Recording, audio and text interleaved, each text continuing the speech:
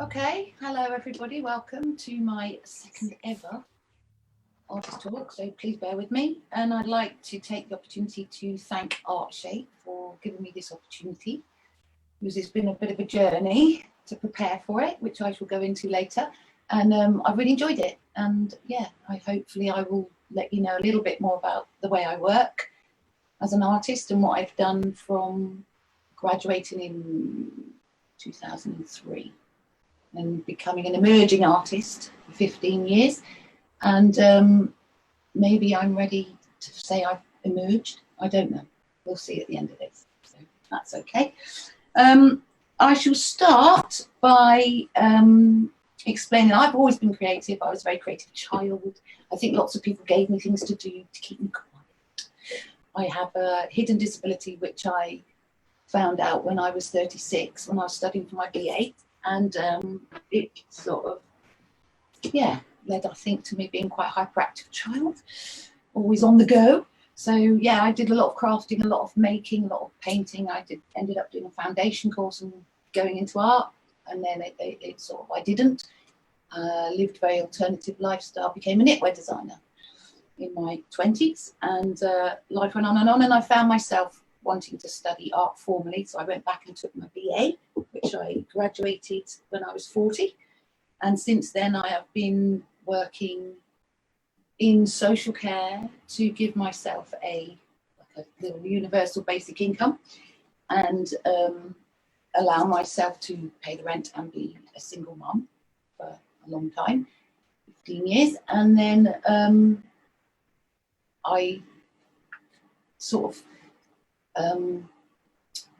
ended up going back to college, I think, because as a single parent, it allowed me to be there with my son in the holidays. It allowed me to study art that I'd always wanted to do. And yeah, I think maybe we'll start the first images, Harriet, and I can talk you through the work I was doing when I did my BA. Okay, so Harriet can put the images on, that'd be lovely. So I did a lot of work around trauma and recovery. I focused on ice, and that represented to me emotional coldness. It gave me material to work with. I did a lot of investigating stuff, even though I did a foundry degree. I began to use video and film and installations in my work, and I experimented, I played, I really enjoyed my BA. I loved studying. I'd become a passionate fan of lifelong learning. I loved it. I did ice smashing. This one was a performance, a live performance in front of a few people, and that's the only live performance I ever did. I then did performance to videos. I like to capture a moment and a feeling in an image from a video. That was where I got it from. It was like, it helped with my memory. And yeah, and then I've always knitted, I've always crafted. I used it as a relaxation tool a lot from my ADD symptoms, and it kept me quiet, kept me engaged, kept me focused. So knitting and crocheting has always been something I did. I moved from crafting and I started to incorporate it in my work. Right, and after I finished my studies, I didn't really know what to do. So I worked in the field of domestic abuse for 15 years. I worked as a support worker with children, using my creativity a lot in the projects I was working with. And I began to become a freelance artist for ArtShape. And then I began to look at my training, which was as a gallery artist, really. It was like you do a piece of work and you put it in a gallery and it sells. And my work was becoming more conceptual. And I was realizing through the work with ArtShape that, yeah, that's a few more of the pieces I've done in the years before I did my BA. I started using a lot of crochet work and stuff like that, and begun to make more three-dimensional works with it as well, as you can see from the Duff. We're going back to ArtShape. I worked with ArtShape and I began to realise that a lot of my outcomes from classes I did and various projects I did over the years these outcomes were invisible, really. They were become to feel like my art forms, like the conversations, the tea breaks, the relationships that were forming in the classes. I mean, as emerging artists, you'll have, I guess, been through some of the art shape courses, and you will see that there's hidden outcomes to everything. So I chose carefully how I did my, how I chose my MA. I felt like I needed to come back in. The social care side of my life was taking over. My work was dishevelled. I was doing photography over here and bits and pieces over there. I was reacting to things with art. I didn't feel like a fine artist. I don't know. I got a bit lost. So I felt, and I was reaching a ceiling. You'll realise that making an actual living and doing art all the time is really challenging. And there's not many jobs out there, and you do have to have different skills. And I was beginning to understand my neurodivergency and my ADHD and how it affected me and how it affected my work and my planning skills and the way I wrote down what was in my head.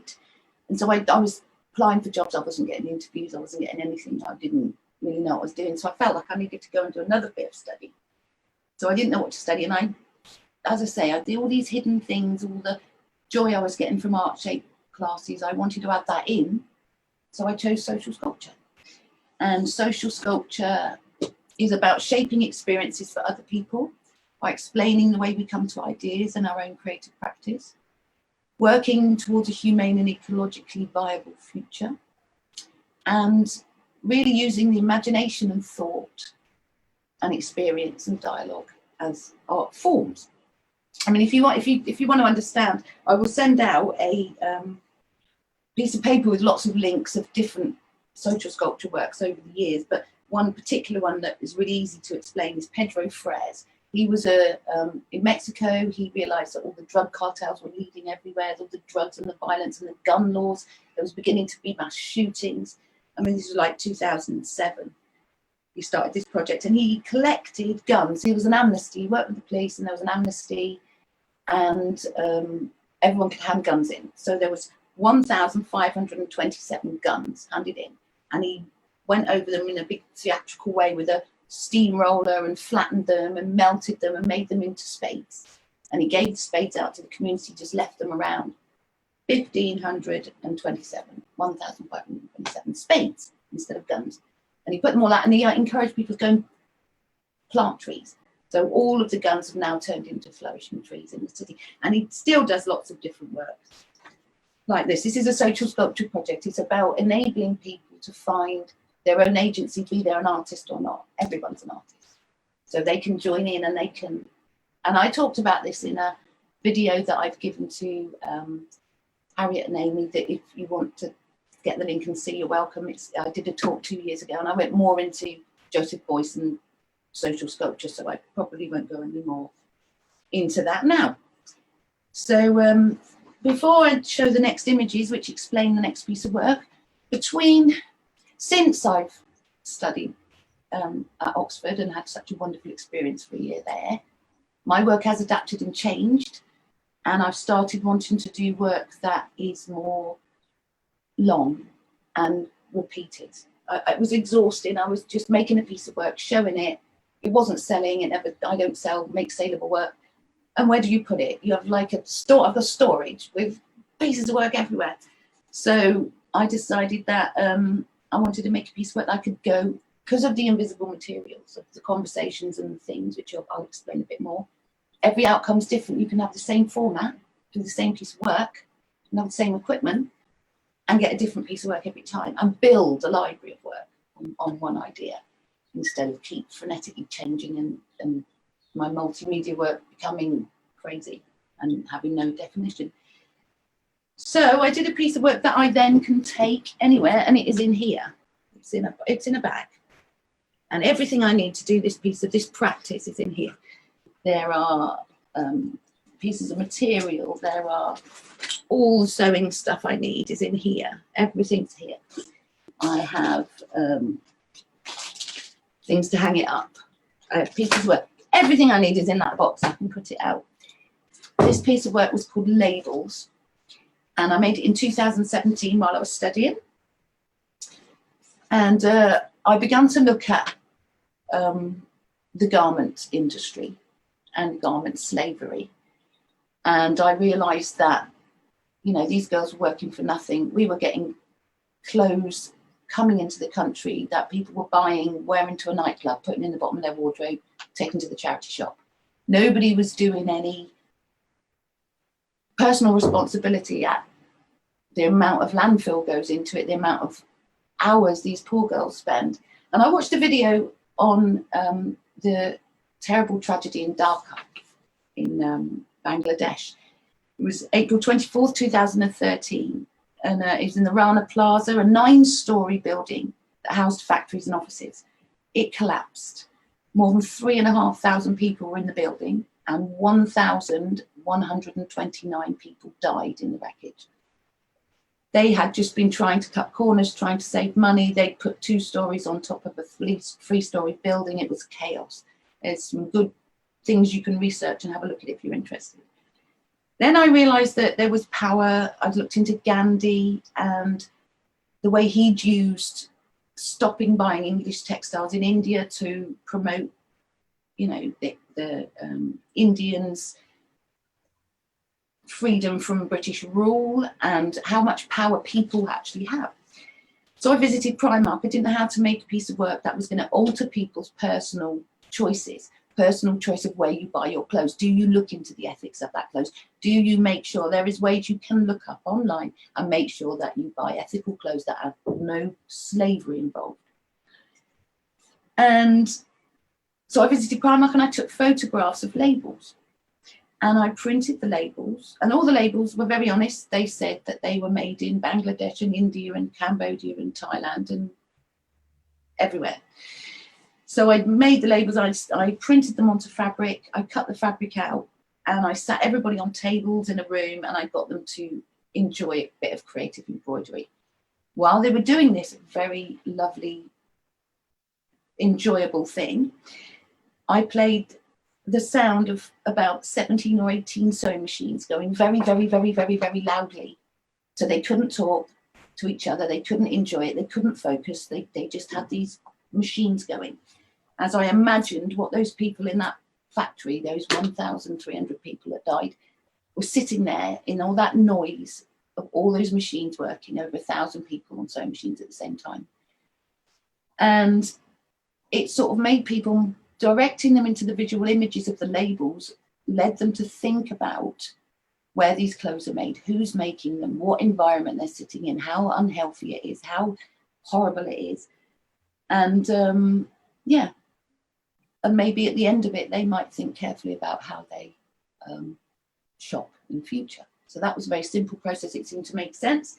I then moved on to doing my final pitch, which was a cart that I took out into the streets and engaged members of the public to make them a gift. I made them a crochet bottle bag in real time. So I sat them down, cup of tea, cake, 20 minutes.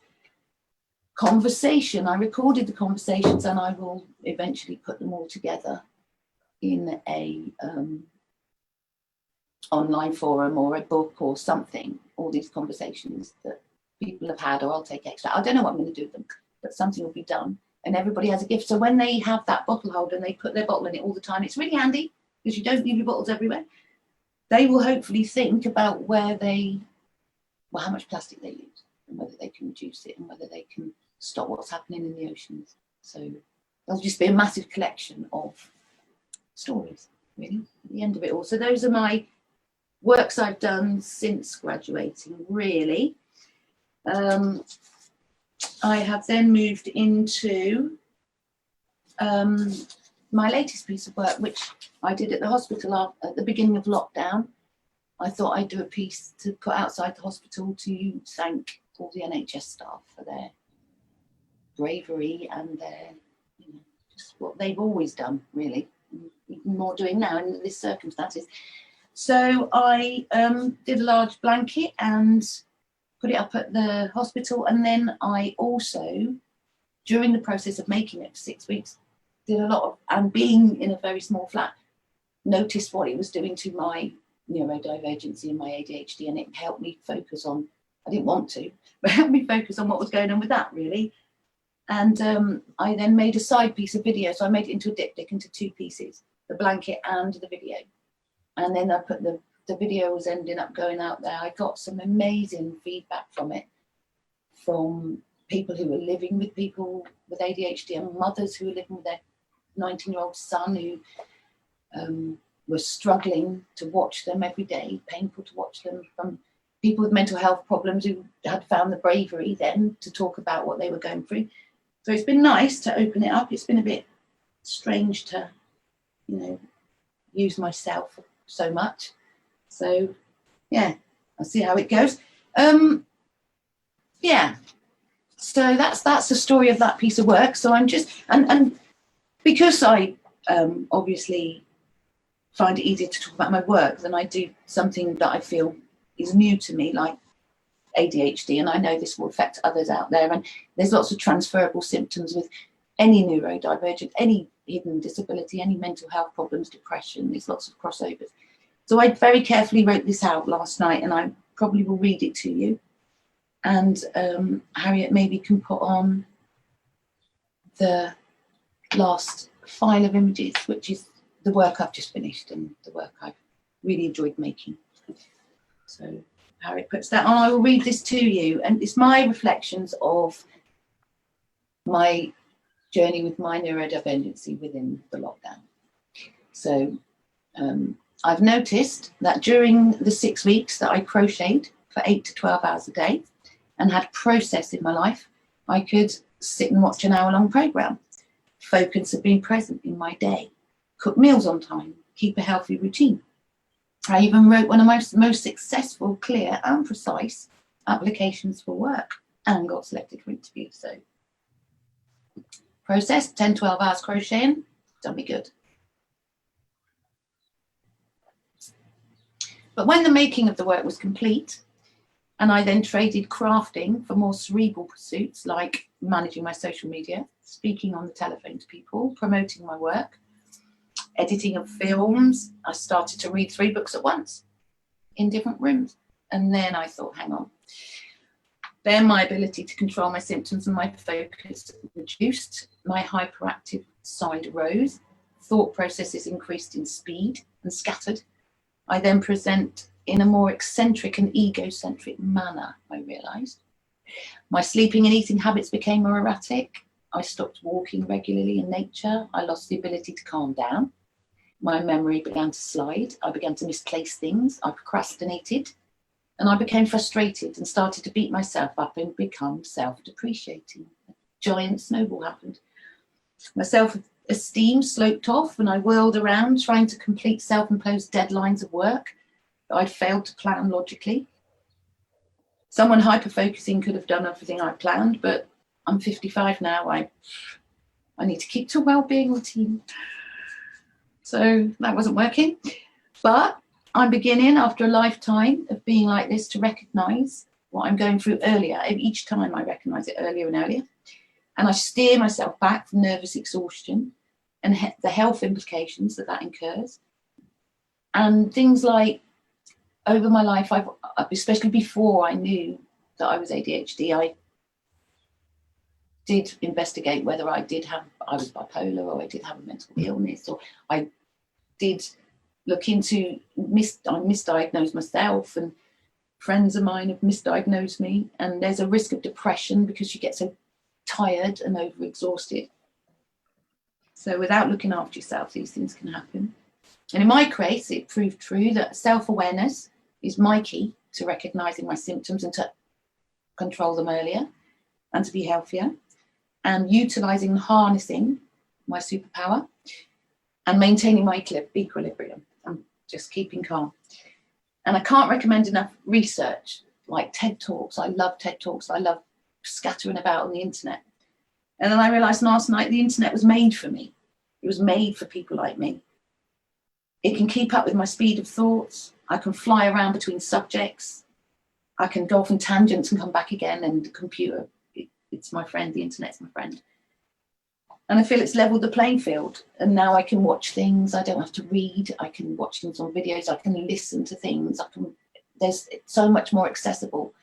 I feel like the whole of my lifelong learning plan has improved since I can access things in my own way. And lockdown has allowed me to see a unique view of that neurodivergency. I didn't want to, as I say. I put myself and my poor mum, my friends, through a lot. But without time in nature, I realised recharging my batteries in nature. I work at Ruskin Mill College, and I amazing site, and I just get my batteries recharged every time I go there with nature. And without the freedom to be impulsive and go off and drive anywhere, being caged in, you know, it's given me more of an insight. And it's allowed me to create a dialogue through my work with other people and starting to address how it is important to me how people understand me when they work with me closely and remain patient with me, how if they get impatient, I get worse. And just, you know, neurotypical people out there as well may have friends. Everybody knows somebody, and if they're a little bit more patient with somebody, or people are more patient with themselves, then that's it. It's amazing. So yeah, future, I don't know. I think I'm going to try and accept that I've emerged now. I'm looking back on this body of work that I've done for this talk. I've realised I've actually done a lot more than I thought. So maybe I'm ready to move and try again to make a percentage more of my income from my art-based work, and we'll see. Okay, so I think we're going to watch the film now. I think Harriet's going to put that on in a minute, and I'm just going to thank everybody for coming and being patient. And I have obviously my Facebook pages and Instagrams, and I'm very accessible, so please message me, and also all you Emergent guys will be able to have interaction with me later and at any time in the future. Okay, so good luck on all your journeys to finding your inner artist.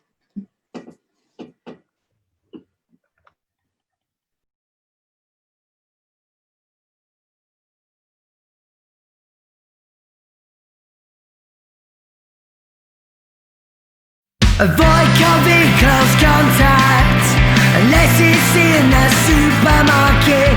Panic buying things that you do not need until you're swimming in a sea of lipstick. Isolate yourself in your bedroom. Lock all of the doors, let no one in. Stare at your device, you better think twice. Count your blessings and repent for your sins. Cause if the devil comes knocking, you'll be first to go. Playing the God to the other side. But if he doesn't exist and it is just this, think how your losses, run and hide. We're on lockdown, see the fear in your eyes. We're on lockdown, and a mask to the sky. We're on lockdown, you better run and hide. Behind locked doors, stop blast sky high. The end can be nigh for the sins of man, or a tinfoil hat population plan, a climate change prevention, extension from extinction. You don't have a clue. Phone your loved ones soon, or hold them close for a kiss or a hug. Could be a lethal dose, but make sure that you're still not a whack, so the economy don't collapse. And if the devil comes knocking, you'll be first to go. Pray for God to be on your side. But if he doesn't exist and it is just this, think how your losses run